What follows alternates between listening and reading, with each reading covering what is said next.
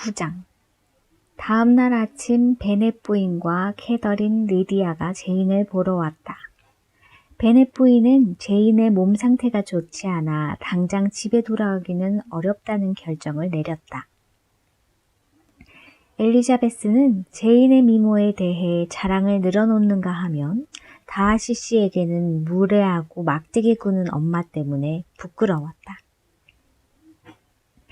그럼에도 다하시 씨나 빅리 씨 모두 친절하게 대해줬고 특히 빅리 씨는 리디아가 네더필드 저택에서 무도회를 열어달라고 했을 때 기분 좋게 동의하기도 했다.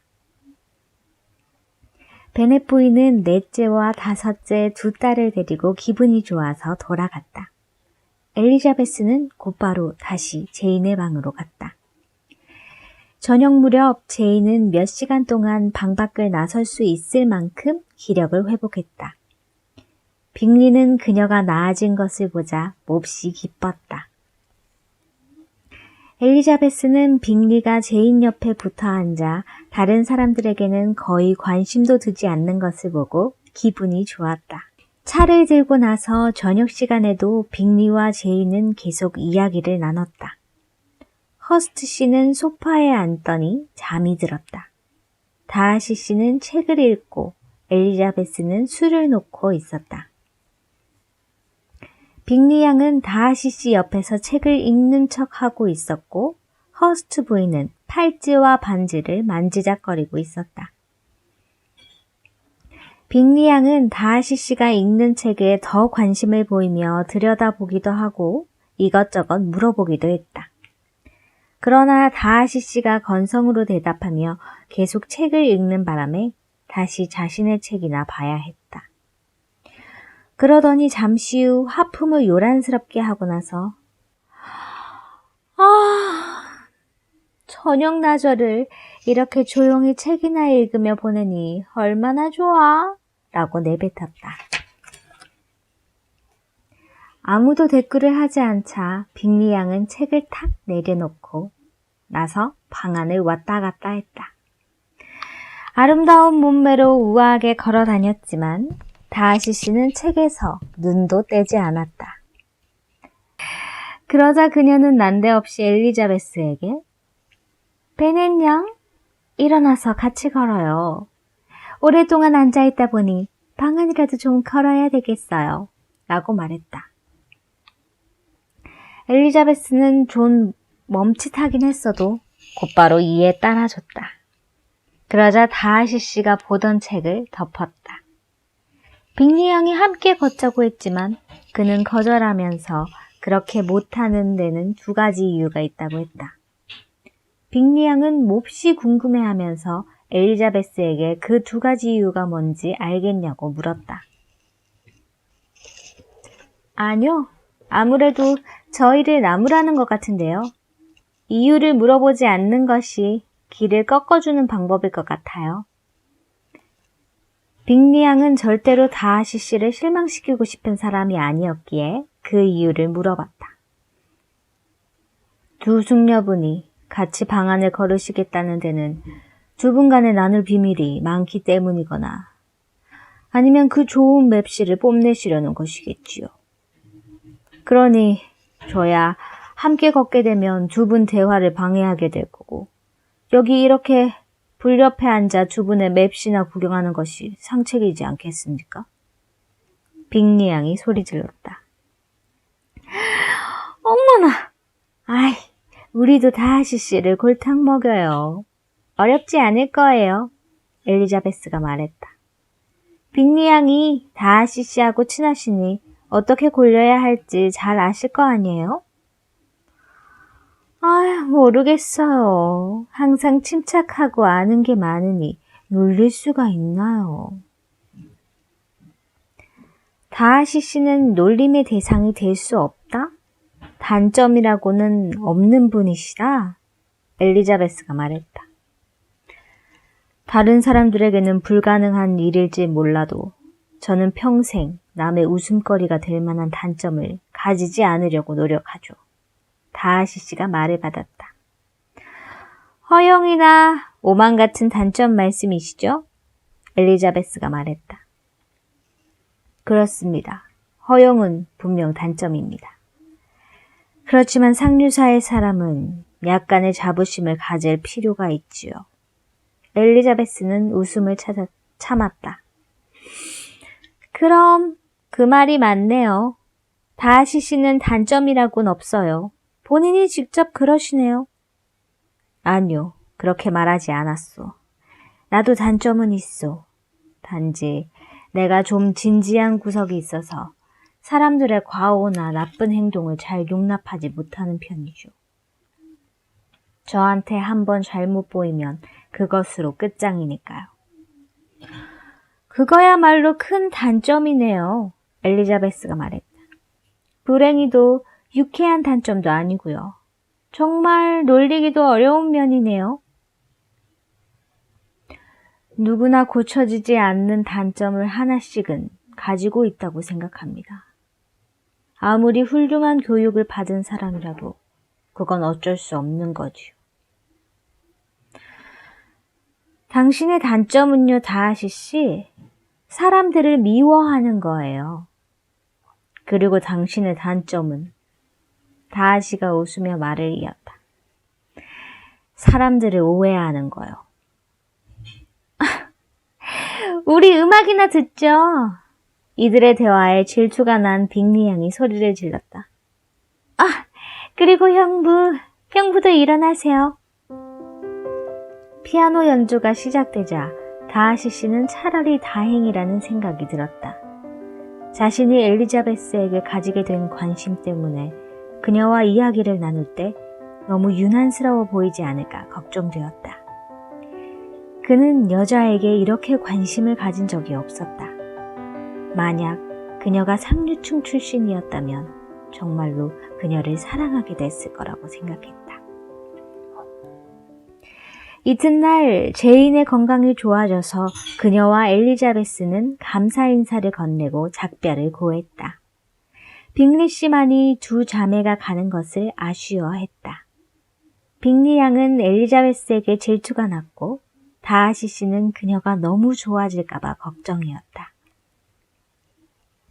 두 자매가 집에 도착하자 제인이 네더필드에 더 오래 머물러 있기를 바랬던 베넷 부인은 신경질이 났다. 그러나 베넷 씨는 딸들이 반가웠다. 제인과 엘리자베스가 없으니 집안의 대화가 더 한심스러웠기 때문이었다. 집은 전과 별반 다름이 없었다. 메리는 음악 공부에 빠져 있고 캐더린과 리디아는 메리톤 주둔 장교들 얘기에 정신이 없었다. 10장. 다음날 베넷 씨는 사촌뻘 때는 콜린스 씨로부터 온 편지 얘기를 했다. 콜린스 씨는 베넷 씨가 죽으면 베넷 가족이 사는 롱번 저택을 물려받기로 되어 있는 사람이었다. 제발 그 가증스런 인간 얘기는 하지도 말아요. 우리 애들이 물려받아야 할 집을 그 인간에게 빼앗길 생각을 하면 화가 치민다니까요. 베넷 부인이 소리를 질렀다. 좀 불공평하게 됐기는 했소만 그게 법이니 어떡하겠소. 그나저나 그 사람 편지 내용을 들어보면 분이 좀 가라앉을 거요. 베넷 씨께 부친과 저희 아버지 사이에 있었던 불화를 생각하면 마음이 아픕니다. 그렇지만 이제는 어른들도 돌아가셨고 화해를 청하는 것이 목사된 사람의 도리라고 봅니다. 저는 따님들에게 어떤 피해도 끼치고 싶지 않으며 사실 방법이 있다면 돕고 싶은 마음입니다. 윌리엄 콜린스 올린. 4시에 콜린스 씨가 도착했다. 그는 키가 크고 살진 체격의 젊은이였는데 근엄한 분위기에 격식을 차리는 타입이었다. 그의 아버지는 생전에 문맹에다 인색한 사람이었지만 콜린스 씨는 운 좋게도 켄트의 드버그경 미망인의 후원을 받을 수 있었다. 드버그 부인은 그에게 거처할 집과 땅을 마련해주고 그를 그 지역 교회 목사직에 임명해 주었다. 저녁을 들며 콜린스 씨는 베넷이 딸들의 미모에 감탄을 연발한 뒤 드버그 부인에 대한 찬사를 주절주절 늘어놓았다. 그 후 저녁 식사에 나온 음식과 홀, 식당, 가구 등을 차례로 칭찬했다. 베넷 씨는 콜린스 씨에게 칭찬에 아주 능숙하다고 말해주었다. 칭찬이 즉흥적으로 생각나는 편인가? 아니면 연구에서 나오는 건가? 주로 집에서 연습합니다. 그렇지만 최대한 자연스럽게 들리도록 노력하지요. 칭찬은 아주 유용한 거니까요. 콜린스 씨가 말했다. 베넷 씨는 콜린스 씨가 아주 우스꽝스러운 사람이라고 생각되어서 그가 하는 말을 재미있게 들었다. 가끔씩 몰래 둘째 딸 엘리자베스에게 눈짓을 보내면서. 그러나 1시간쯤 후에는 그도 질려버렸다. 콜린스 씨는 도대체 캐서린 드버그 부인 얘기를 그칠 줄을 몰랐다.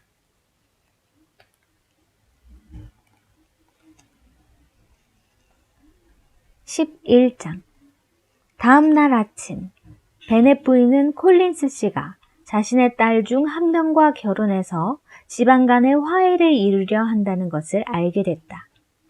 출중한 외모와 장렬하는 점 때문에 그가 제인을 꼽았다. 하지만 베넷 부인은 제인이 잘하면 곧 약혼하게 될 것 같다고 넌지시 말했다. 콜린스 씨는 베넷 부인이 끓여준 차를 마시며 한참을 생각하더니 그럼 엘리자베스와 결혼하겠노라고 했다. 베넷 부인은 기뻐서 더 이상 콜린스 씨가 원수같이 느껴지지도 않았다. 곧 딸을 둘씩이나 결혼시키게 된 것이다. 그날 오후 콜린스 씨는 베넷 씨 딸들과 메리턴까지 걸었다. 그의 지루한 장광설에도 베넷 자매들은 친절하게 맞장구를 쳐주었지만 메리턴에 다다르자 좀 더 재미있는 말상대를 찾기 시작했다. 캐더린과 리디아는 곧 안면이 있는 장교를 발견했다. 데니시였다. 그는 처음 보는 굉장히 잘생긴 젊은 장교와 함께 있었다. 모든 아가씨들이 그 멋진 장교에 눈을 뗄 줄 몰랐다. 데니시가 자매들에게 그를 소개했다. 위컴이라는 사람으로 외모만큼이나 매너도 훌륭했다. 그는 다정하고 매력적이었으며 말도 호감 있게 했다. 모두 즐겁게 이야기를 나누고 있는데 말발굽 소리가 들렸다. 빅리 씨와 다하시 씨였다. 빅리 씨는 몹시 반가워하며 제인의 몸이 어떤지 안부를 물으며 롱번에 가는 길이었다고 했다. 한편 다하시는 일부러 엘리자베스의 얼굴을 피하다 위컴 씨와 눈이 마주쳤다. 우연히 다하시와 위컴 쪽에 시선이 간 엘리자베스는 그들이 서로를 보며 놀라는 표정을 짓는 것을 보았다. 두 사람 모두 얼굴이 하얗게 질렸다가 벌개졌다. 서로 가볍게 목례를 했지만 곧 다하시는 빅리 씨와 함께 자리를 떴다. 엘리자베스는 매우 궁금해졌다. 그녀 외에는 아무도, 심지어 빅리 씨도 눈치채지 못한 듯 했다. 두 사람 사이에 무슨 일이라도 있었을까 궁금했다. 12장 다음날 저녁, 베넷 자매들과 콜린스 씨는 필리스 씨 댁에 저녁 식사와 카드놀이가 열리는 모임에 초대되었다. 엘리자베스뿐만 아니라 모든 아가씨들은 위컴 씨도 초대된 것을 보고 가슴이 설레었다. 다른 장교들도 여럿이나 있었지만 위컴 씨가 단연 최고의 미남자였다. 엘리자베스는 그가 자신과 동생 리디아 사이에 앉게 되어서 더욱 기뻤다. 하지만 리디아가 하도 떠들어대는 바람에 그에게 변변히 말도 건넬 수가 없었다. 결국 리디아가 카드게임에서 이기기 시작했고 좋아라 소리를 질러대며 게임에 열중했다. 위컴 씨는 엘리자베스를 마주했다. 어제 다하시 씨와 제가 인사를 나눌 때 서로 좀 냉랭했었던 걸 보셨죠? 그분을 잘 아십니까? 필요한 만큼은요. 불쾌하게 말수가 없는가 하면 성격이 고약하던데요. 엘리자베스가 단호하게 말했다. 그날 저도 좀 놀랬습니다. 사람들은 그분의 재력과 고상하고 점잖은 행동에 감명받죠. 하지만 저는 그분을 오랫동안 잘 알아왔습니다. 돌아가신 다하시 씨 부친은 아주 훌륭한 분이셨습니다. 제게 둘도 없는 좋은 친구가 되어주셨던 분입니다. 제 아버지가 돌아가시자 다하시 씨 선친께서 저를 도우시려고 유언장에 제 앞으로 돈과 땅과 교회 목사직을 남겨주셨죠. 그렇지만 다하시 씨가 그 모든 것을 다른 사람에게 주어버렸습니다. 맙소사, 아니 왜요? 왜 그렇게 된 거예요? 어떻게 아버지 유언을 무시할 수 있죠? 엘리자베스는 놀란 목소리로 외쳤다. 유언이 공식화된 것이 아니었습니다. 그렇다 해도 소양이 있는 사람이라면 돌아가신 분의 유지를 받들었을 겁니다. 다하시는 저를 싫어해서 제 앞으로 남겨진 돈과 직책을 주지 않기로 한 겁니다. 여러 가지 면에서 저는 다하시와 많이 다르거든요.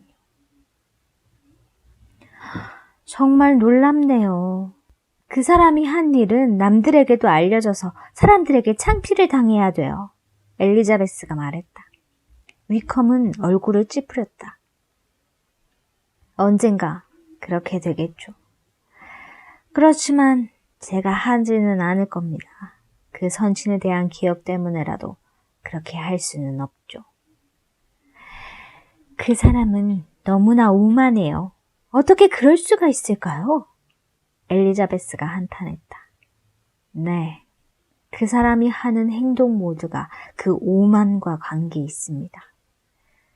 자신의 가문에 대한 자존심을 높이려고 돈을 쓰기도 하고 가난한 사람들을 돕기도 하죠. 그리고 자기 여동생에게도 끔찍이 합니다. 그 여동생도 성격은 오빠와 다를 게 없습니다. 하지만 가끔 오만보다도 더 강한 감정이 있는 사람입니다. 예컨대 증오 같은 감정 말입니다. 엘리자베스는 잠시 생각에 잠겼다. 다하시 씨가 그렇게까지 나쁜 사람인 줄은 몰랐어요. 그렇지만 저도 언젠가 네더필드 저택에서 그 사람이 자기는 절대 사람들을 용서하지 않는다고 말하는 것을 들었어요. 아주 몹쓸 사람임에 틀림없군요. 많은 사람들이 조용히 대화를 나누고 있는데 근처에 앉아있던 콜린스 씨가 느닷없이 큰 소리로 캐더린 드버그 부인에 대한 찬사를 시작했다. 위컴은 엘리자베스에게 캐더린 드버그 부인이 다하시의 이모가 되는 것을 아느냐고 물었다. 엘리자베스가 모르던 사실이었다. 위컴이 말을 이었다. 그분의 따님인 드버그 양이 막대한 재산을 물려받게 돼 있는데 드버그 부인이 딸을 다하시 씨와 결혼시킬 생각을 하고 있죠. 엘리자베스는 빅리 양을 생각하고는 웃음을 지었다. 다하시가 드버그 양과 결혼하게 되면 빅리 양은 헛물만 켠 셈이 되는 것이었다. 그때 카드 게임이 끝났고 위컴 씨는 다른 사람들의 대화 상대도 되어야 했다. 엘리자베스는 그와의 대화가 즐거웠고 또 생각할 것이 많아졌다. 엘리자베스가 위컴으로부터 들은 이야기를 해주자 제인도 놀라움을 감추지 않았다. 그러면서도 그녀는 왜 빅리가 다하시를 그토록 좋아하는지, 그리고 다하시가 빅리에게 거짓말이라도 하고 있는 것이 아닌지 걱정스러워했다. 제인은 위컴과 다하시 사이에 분명 어떤 사연이 있을 거라고 믿었고 다하시의 성품이 위컴이 말하는 것처럼 그렇게 나쁘지는 않을 것이라고 생각했다.